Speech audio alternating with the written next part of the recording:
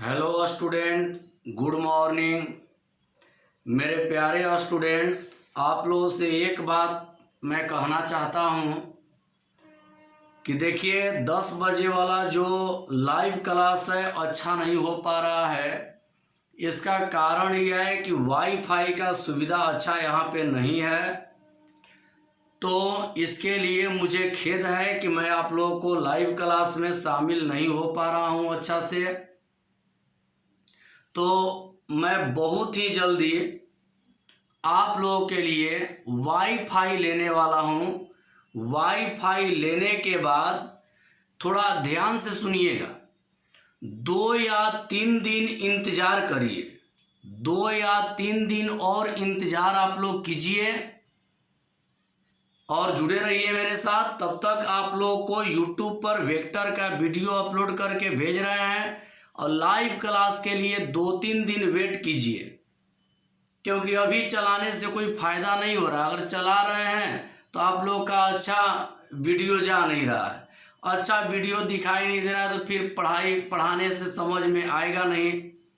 तो मेरे प्यारे स्टूडेंट, मैं जानता हूं कि आप लोग मुझको बहुत मानते हैं, तो इसके लिए 2-3 दिन समय दीजिए। 2-3 दिन में आप लोगों को वाईफाई के लिए व्यवस्था में मैं लगा हूँ। वाईफाई कंप्लीट यहाँ लगवा ले रहे हैं। इसके बाद वीडियो आप लोगों का एकदम फ्रेश जाएगा और फिर डेली लाइव क्लास चलेगा। तो 2-3 दिन के लिए लाइव क्लास को स्टॉप किया जा रहा है और जैसी वाईफाई का व्यवस्था हम कर लेंगे तो आप लोगों को मैसेज कर देंगे और आप लोग फिर मेरे साथ जुड़ जाइएगा। ठीक है बाबू?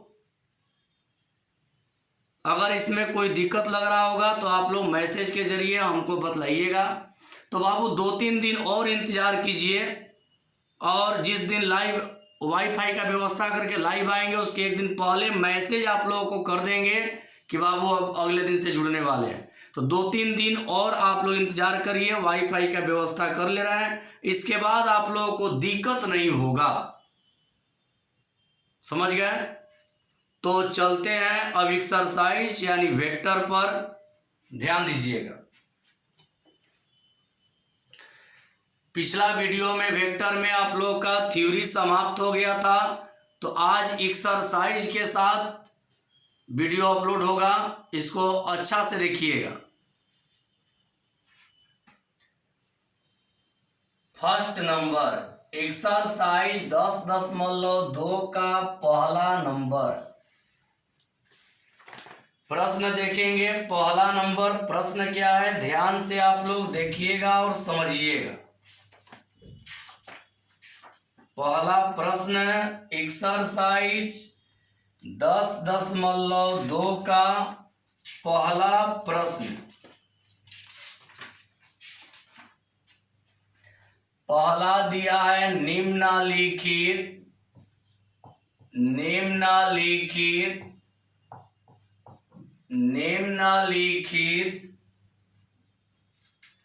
सदिशों के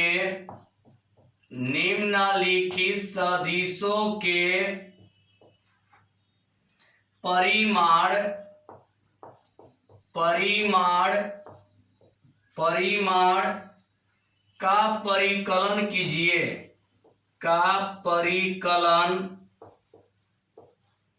का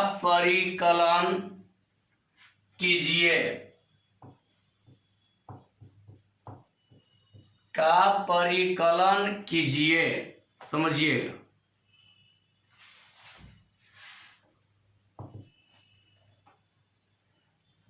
एक पहला प्रश्न है, A vector equal I cap plus J cap plus K cap comma B vector equal है 2i cap minus 7j cap minus 3k cap. C vector equal है 1/√3i cap plus 1/√3j cap minus 1/√3k cap. यही है। पहला प्रश्न में है कि निम्नलिखित सदिशों के परिमाण का परिकलन कीजिए। यहां रफ देखिए,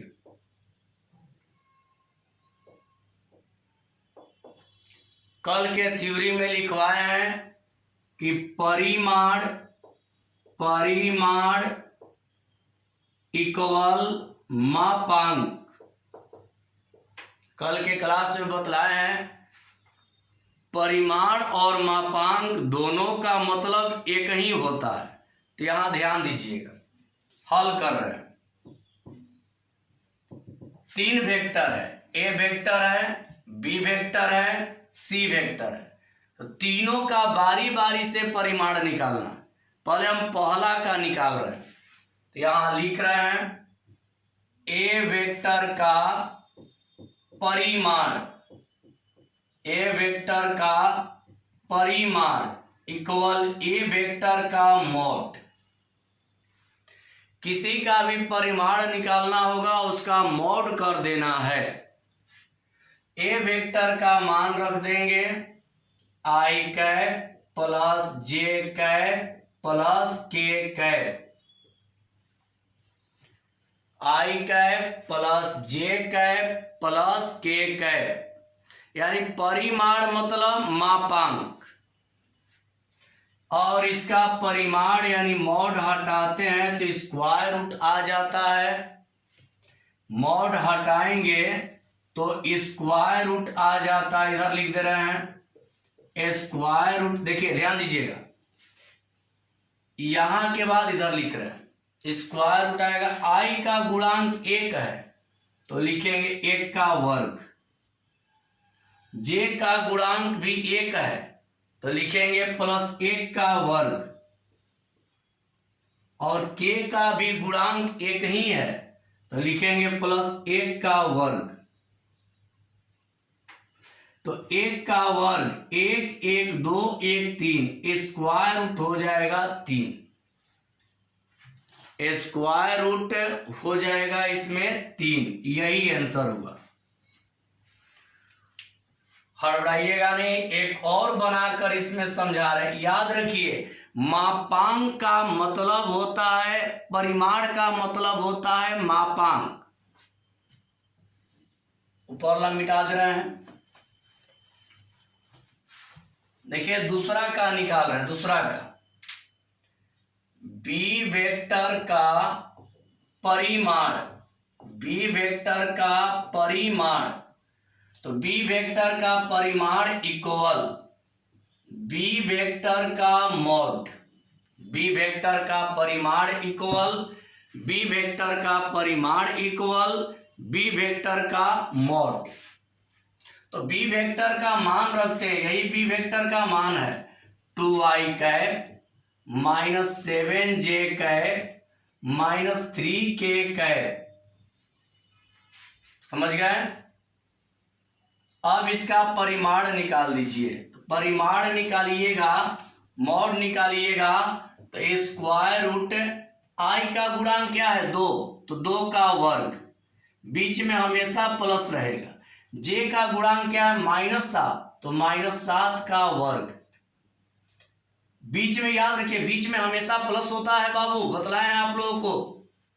और फिर प्लस के का गुणांक है -3, तो -3 का वर्ग।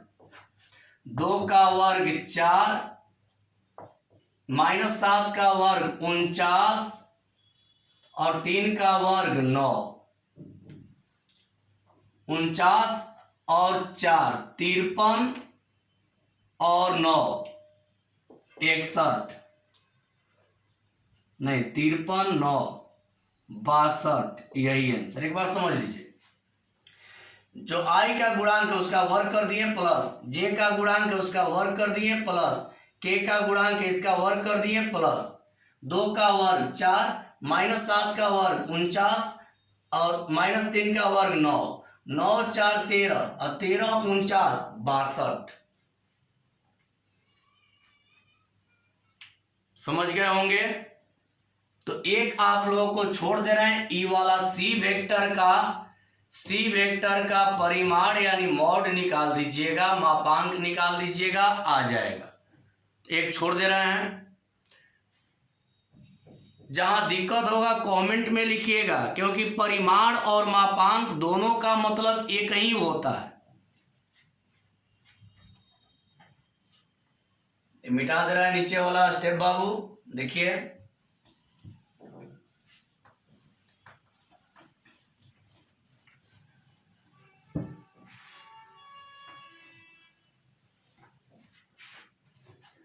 अगला प्रश्न है दूसरा,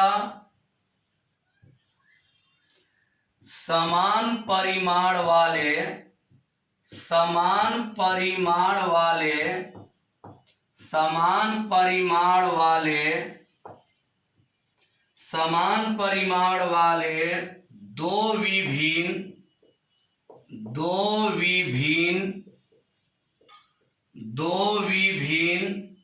सदिश लिखिए। दो विभिन्न सदिश लिखिए।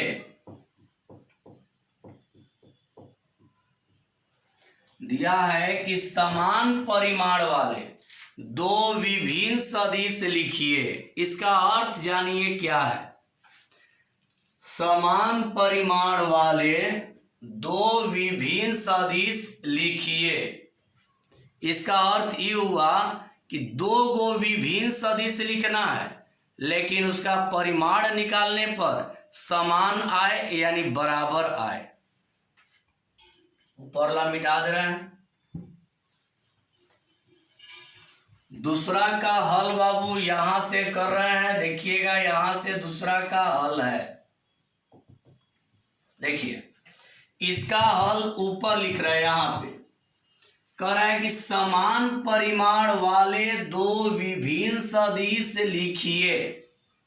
प्रश्न कह रहा है कि समान परिमाण वाले दो विभिन्न सदिश लिखिए।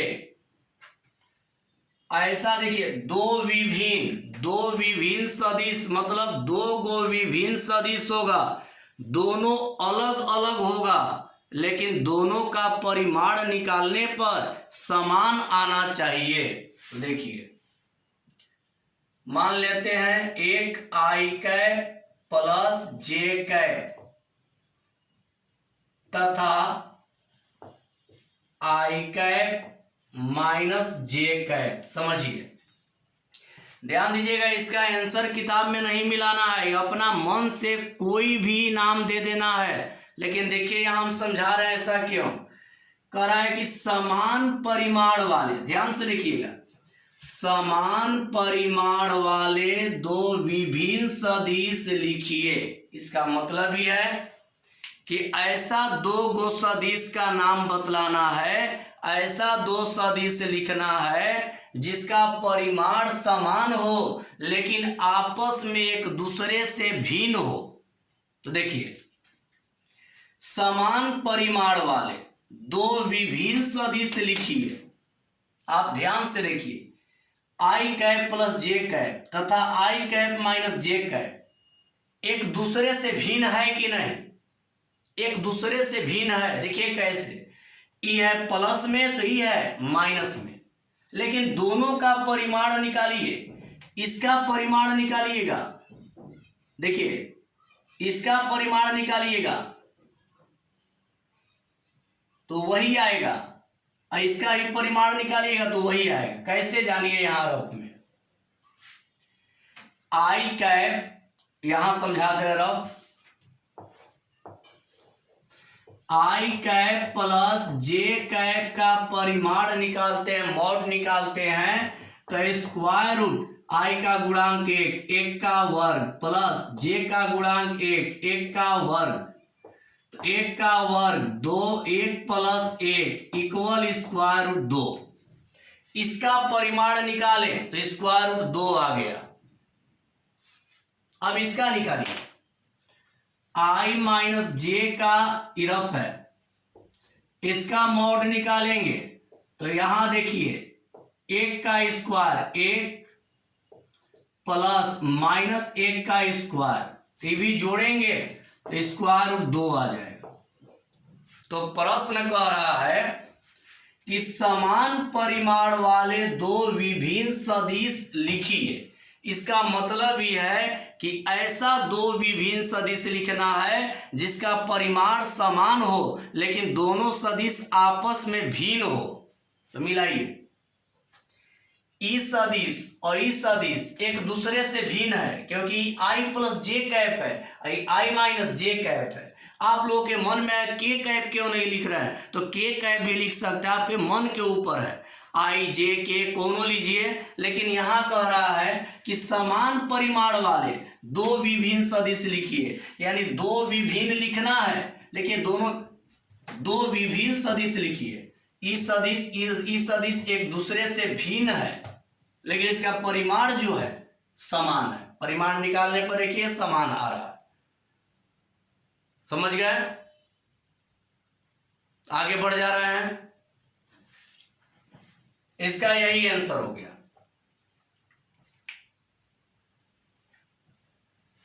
तो ये मिटा दे रहे हैं। अब देखिए अगला, यानी प्रश्न नंबर 3। समान दिशा वाले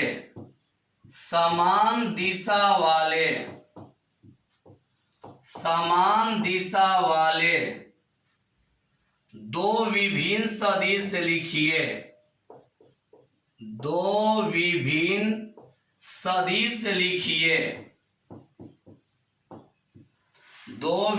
सदिश लिखिए।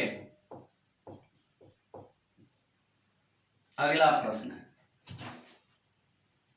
अभी कह रहा था कि समान परिमाण वाले दो विभिन्न सदिश लिखिए। तो हम दो को विभिन्न सदिश अलग अलग लिखे हैं और दोनों का परिमाण समान है लेकिन दोनों एक दूसरे से भिन्न। दोनों का परिमाण समान है लेकिन दोनों एक दूसरे से भिन्न है। तो देखिए इसमें क्या है, ध्यान दीजिएगा। पूरा आप लोगों का वेक्टर में दो ही दिशा होता है, एक प्लस और एक माइनस। दो दिशा होता है, एक होता है प्लस और एक होता है माइनस। या तो धन दिशा में जाता है वेक्टर, नहीं तो ऋण दिशा में।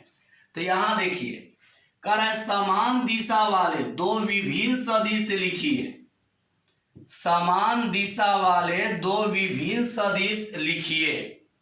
कह रहा है कि समान दिशा वाले दो विभिन्न सदिश लिखिए। तो या तो देखिए समान दिशा, जैसे मान लीजिए I cap plus 2j cap plus k cap तथा 2i cap plus 3j cap plus k cap. अब ध्यान दीजिए, समान दिशा का अर्थ क्या है? एक बात सुन लीजिए, उदाहरण में आप अपने मन से कुछ भी ले सकते हैं, लेकिन यहां पे कह रहा है कि समान दिशा वाले दो विभिन्न सदिश लिखिए। मिलाइए, इसका पूरा देखिए I B plus J B plus K B plus, I B plus J B plus K B plus, यानी इसका दिशा और इसका दिशा पूरा बराबर है और दोनों एक दूसरे से भिन्न है क्योंकि इसमें आई का गुणांक 1 है, जे का 2 है, के का 1 है। इसमें आई का 2 है, जे का 3 है, के का 1 है। तो कहने का अर्थ है कि समान दिशा कहेगा तो या तो सब प्लस में लिखेंगे, नहीं तो सब माइनस में। तो यहां कह रहा है प्रश्न में कि समान दिशा वाले दो विभिन्न सदिश लिखिए। मतलब दो सदिश ऐसा लिखना है जो एक दूसरे से भिन्न हो लेकिन दोनों का दिशा समान हो। तो दोनों देखिए ई वाला एक दूसरे से भिन्न है लेकिन दोनों का डायरेक्शन यानी दिशा जो होगा समान है क्योंकि इसका टोटल प्लस तो इसका भी टोटल प्लस, इसका यदि टोटल माइनस तो इसका भी टोटल माइनस लेना होगा। या तो पूरा प्लस लीजिए नहीं तो पूरा माइनस। समझ गए? तो आगे बढ़ते हैं।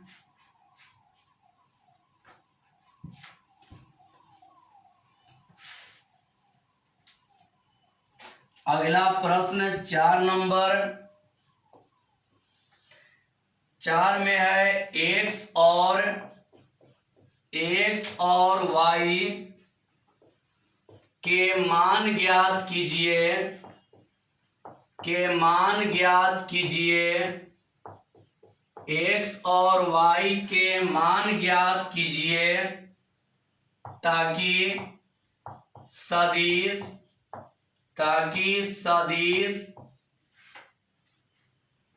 2y cap plus 3j cap और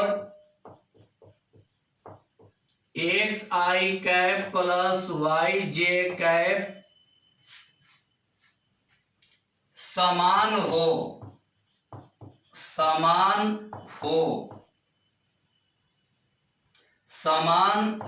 समझिएगा,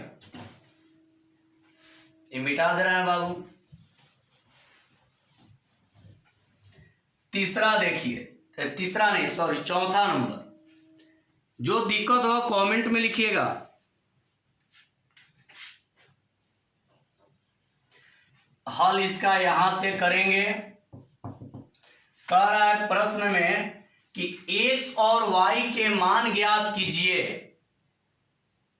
ताकि सदिश इतना और इतना समान हो। तो देखिए यहां लिख रहे हैं 2i cap plus 3j cap equal xi cap plus yj cap. समझिएगा, कह रहा है इसमें कि x और y के मान ज्ञात कीजिए ताकि सदिश 2i cap plus 3j cap और xi cap plus yj cap समान हो। यानी दोनों का मान एक दूसरे के समान कर देना है। देखिए कह रहा है कि x और y के मान ज्ञात कीजिए, दो मान निकालना है x और y। यहां कह रहा है ताकि सदिश इतना और इतना समान हो। ये दोनों समान कह रहा है, समान मतलब बराबर। तो लिख दिए 2i cap plus 3j cap बराबर xi cap plus yj cap. बराबर का चिन्ह नहीं लगाते, लेकिन प्रश्न में कह रहा है कि दोनों समान है तो दोनों के बीच में बराबर का चिन्ह दे दिए। अब लिख देंगे तुलना करने पर। तो तुलना करिएगा तो i से i कैंसिल, तो x का मान हो जाएगा 2। j से j कैंसिल, तो y का मान हो जाएगा 3। समझिए, तुलना करेंगे तो i से i कट जाएगा, x का मान 2, j से j कट जाएगा तो y का मान 3। समझ गए आप लोग? कोई दिक्कत नहीं है? आगे बढ़ते हैं। ये मिटा दे रहे हैं। 5 नंबर है एक सदिश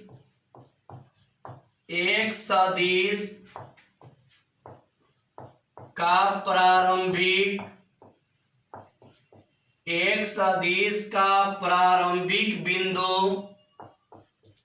प्रारंभिक बिंदु 2,1 है। प्रारंभिक बिंदु 2,1 है और अंतिम बिंदु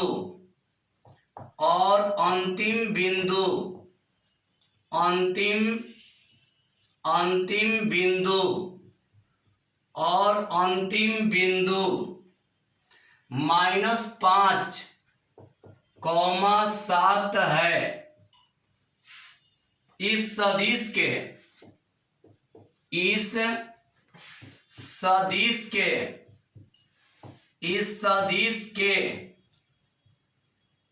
अदिश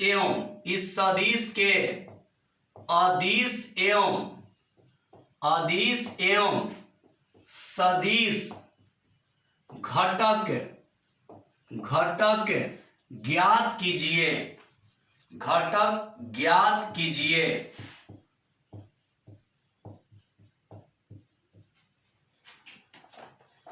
समझिए, इसमें दिया है बाबू, ध्यान दीजिए, कह रहा है कि एक सदिश का प्रारंभिक बिंदु 2,1 है और अंतिम बिंदु -5,7 है। यहां से देखिए हल। पहले जानिए, घटक का मतलब होता है गुणांक। घटक का मतलब होता है गुणांक। देखिए कह रहा है प्रश्न में क्या निकालना है। इस सदिश के अदिश घटक, देखिए पहले निकालना है अदिश घटक इक्वल व्हाट, फिर निकालना है सदिश घटक, सदिश घटक इक्वल व्हाट। कह रहा है एक सदिश का प्रारंभिक बिंदु 2,1 है और अंतिम बिंदु -5,7 है। तो एक रेखा खींच लेते हैं, इसका नाम दे दे रहे हैं ए और इसका बी और डायरेक्शन ऐसे दे दिए। प्रारंभिक कौन होगा ए और अंतिम कौन होगा बी। तो प्रारंभिक बिंदु देखिए क्या है 2,1, तो यहां लिख देंगे 2,1। अंतिम बिंदु -5,7। प्रारंभिक बिंदु हो गया।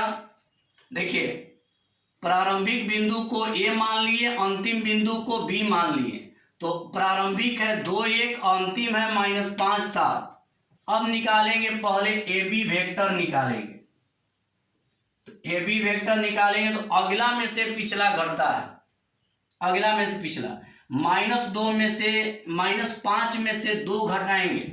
देखिए यहां -5 -2 हम ऊपर लिख देंगे बाबू, यहां दिखाई नहीं देगा। कौन कौन निकालना है समझ गए हैं। अदिश घटक और सदिश घटक। ऊपर वाला मिटा दे रहा है।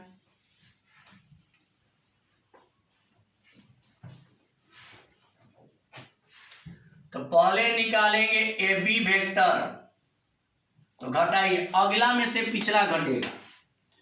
-5 -2 आई कैप, फिर अगला 7 में से घटेगा तो 7 -1 जे कैप। मतलब अगला में से देखिए पहला घटेगा तो आई कैप और दूसरा घटेगा तो जे कैप। के नहीं है तो के लिखना कोई जरूरी नहीं है।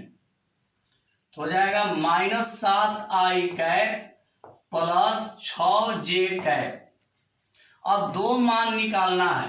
पहले कौन निकालना है अदिश घटक। तो यहां लिखेंगे अदिश घटक। अदिश घटक देखिए क्या होता है, आई जे के गुणांक को अदिश घटक कहेंगे। तो आई का गुणांक क्या है -7, एक हो जाएगा -7 और जे का गुणांक 6। यही हो गया अदिश घटक।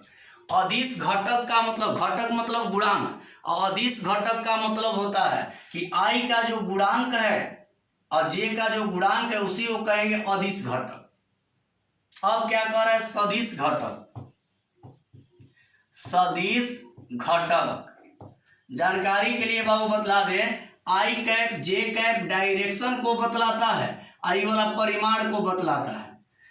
और जब सदिश घटक कहेगा तो दोनों ले लेंगे, -7 आई कैप कॉमा 6 जे कैप।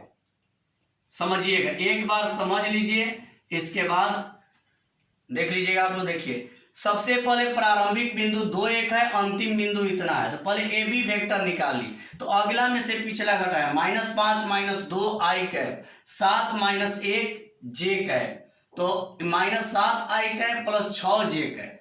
अगर सदिश अदिश घटक कहेगा तो केवल आई का और जे का गुणांक लिख देंगे, और फिर सदिश घटक कहेगा तो आई और गुणांक दोनों लिखेंगे। मतलब आई जे और गुणांक दोनों रहेगा तो सदिश घटक, और केवल इसका गुणांक रहेगा तो अदिश घटक। समझ गए।